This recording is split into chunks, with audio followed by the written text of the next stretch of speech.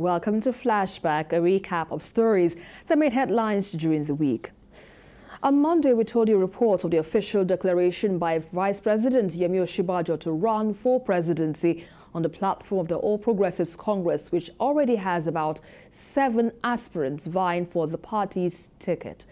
Professor Osinbajo, who was the Attorney General of Lagos State when Asiwaju Bola Tinubu was governor, expressed commitment to continuing the president's vision for the country.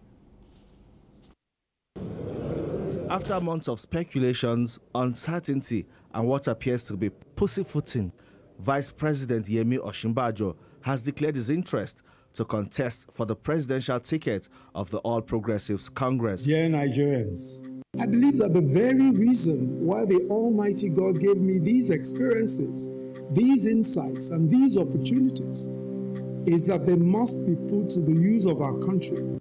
In a video released online, Vice President Osinbajo talked about his credentials of how he has worked neck-deep in the Muhammadu Buhari administration to drive policy implementation and give the government direction. For the past 7 years, I have served as Vice President under a true Nigerian patriot, a servant of the nation in war and peace, and a man of integrity, President Muhammadu Buhari. On Twitter, the microblogging site, Professor Yemi Osinbajo has 3.6 million followers. On Instagram, he has 872,000 followers. On TikTok, he has more than 80,000 followers and more than 700,000 followers on Facebook. His engagement using the social media has experienced an exponential growth over the years. Vice President Yemi Osinbajo, a former Attorney General in the administration of Asiwaju Bola Tinubu, was however silent about his stellar career working with the former governor of Lagos State, who is also a presidential hopeful on the platform of the All Progressives Congress. And also on Monday, we brought you a report that 70 persons were killed in 4 communities of KANAM Council area of Plateau State following an attack by suspected bandits.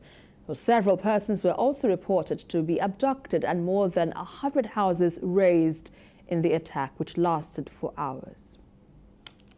Plateau State is yet again in a mood of mourning and uncertainty with the attacks and abductions now on the rise across the state.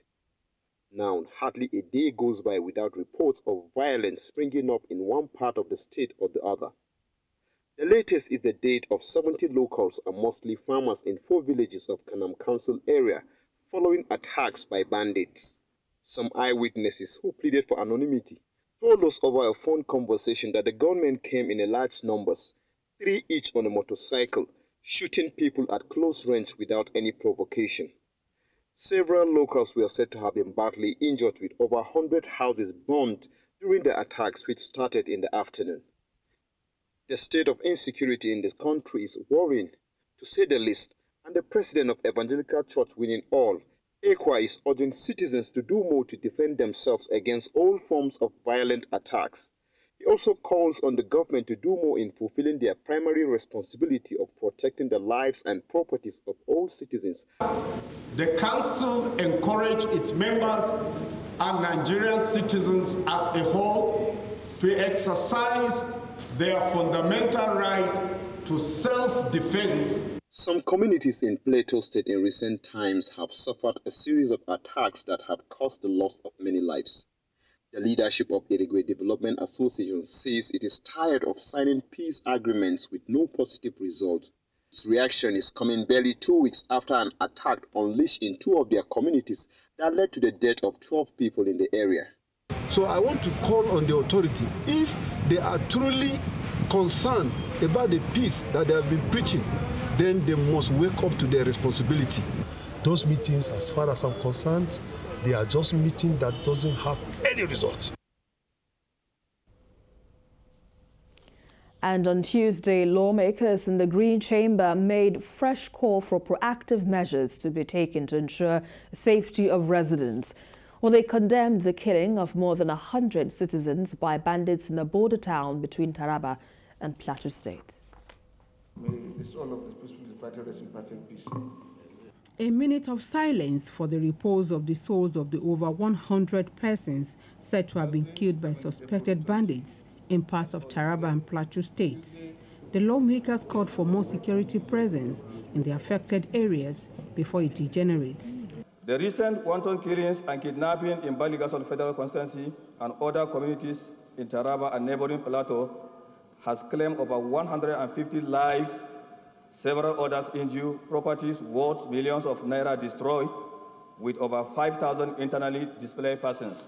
A bill to prohibit child trafficking and baby factories in the nation's capital, sponsored by Lagos member Samuel Adejare, received the support of members. We don't have laws in our statute books to govern the administration and registration of these orphanages in Federal Capital Territory. This bill, when it's passed, is going to curb this menace, and there shall be sanctions for people who do this kind of things.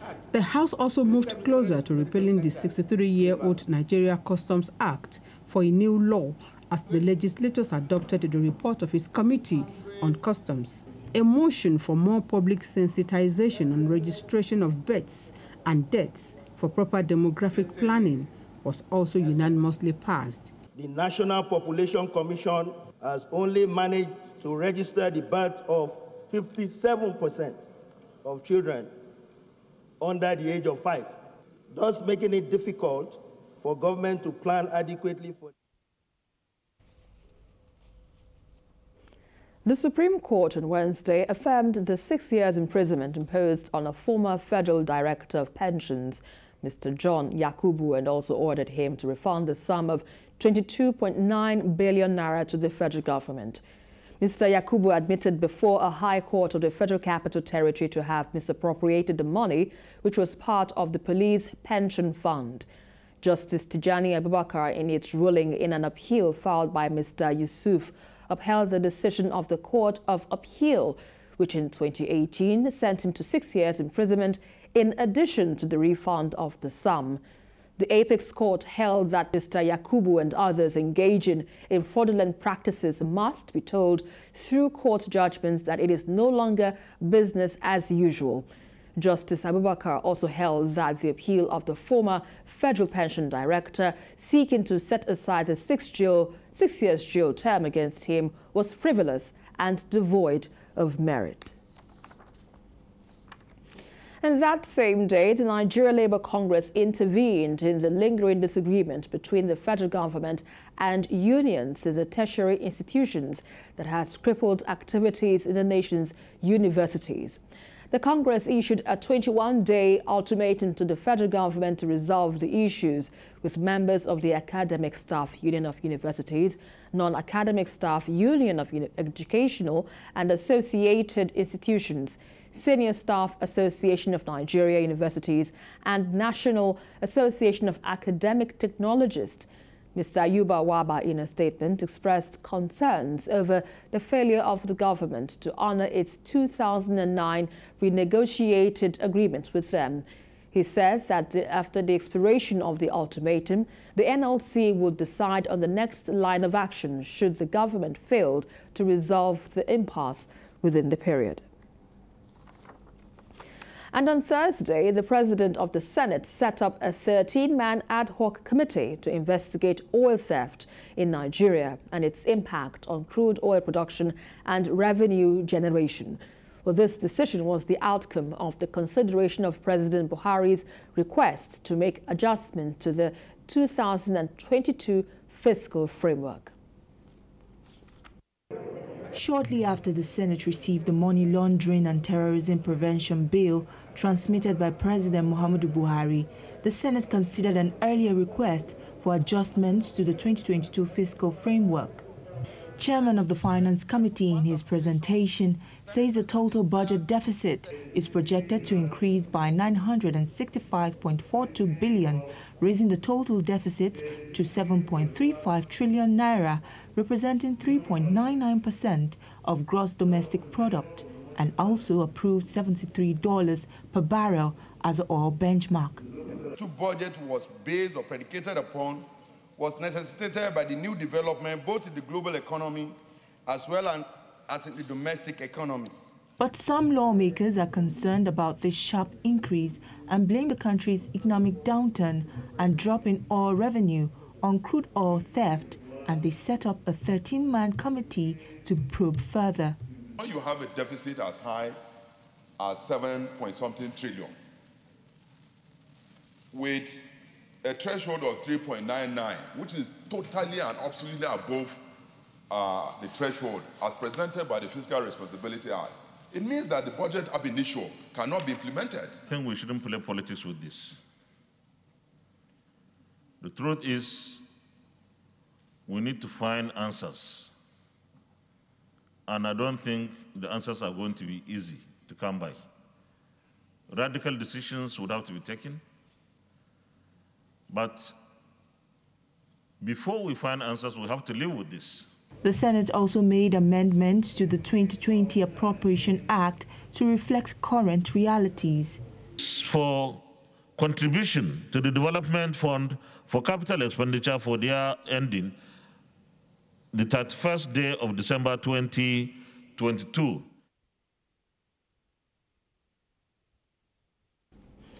And also on Thursday, the Independent National Electoral Commission suspended the continuous voter registration exercise in Ihite, UBOMALIQ government area of Imo State. INEC's National Commissioner Festus Okoye in a statement said the decision was taken after an INEC staff was shot dead by gunmen. 2 other staff involved in the registration exercise at the polling unit were said to be missing. The Commission extended its condolences to the family of Wokorie Anthony and prayed God to grant them the fortitude to bear the loss. Well, on Friday, families of the victims of March 28 Abuja-Kaduna train attack called on the government to intensify efforts to rescue their loved ones still in custody of the bandits. A family member of one of the victims explained that negotiations have now taken a sudden twist after bandits received a huge sum for the release of the managing director of the Bank of Agriculture. Again, family members of kidnapped victims of the train attack gather in Kaduna. It's not a happy gathering, as the past 17 days without their loved ones have been harrowing and depressing. They can only imagine the hellish ordeal their relatives are passing through in the den of the bandits. The NRC recently revealed that train services may soon resume as the repair of damaged coaches and tracks have reached advanced stages.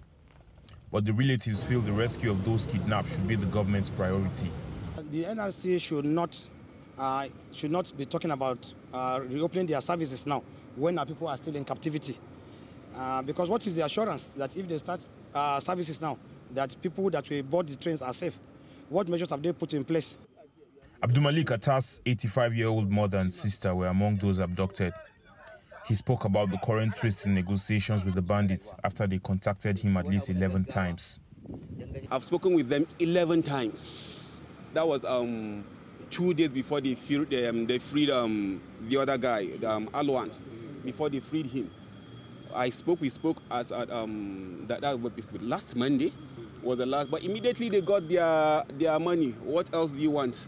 That money that was given jeopardized the release of the other victims. Let's say the truth. We can't afford it. They've taken theirs out, and we are left with prayers. We'll continue praying, and inshallah, God will bring them out. The Transport Minister, Rotimi Amechi, just declared his intention to participate in the 2023 presidential race. A move the family members of the kidnapped victims feel is insensitive and reflects a lack of concern on the part of the authorities. He doesn't show any concern. It's nothing to them. It's business as usual. Others have been kidnapped before us. What was done? These people are displeased with the deafening silence of the federal and Kaduna state government, which they say is deepening a sense of mistrust. Well, finally, the United States approved the sale of military equipment worth $997 million to Nigeria. This came after United States lawmakers lifted objections over human rights concerns. And according to the Defense Security Corporation Agency, the weapons include 12 attack helicopters, 2,000 advanced precision kill weapon system guidance sections, and a night vision imaging system. The proposed sale is to support the foreign policy goals and national security objectives of the United States by improving the security of a strategic partner in sub-Saharan Africa. The agency also assured that the proposed sale of this equipment will not alter the basic military balance in this region. While the statement also noted that the implementation of the proposed sale will require the assignment of United States government or contractor representatives to Nigeria for mobile training teams and contract logistics support.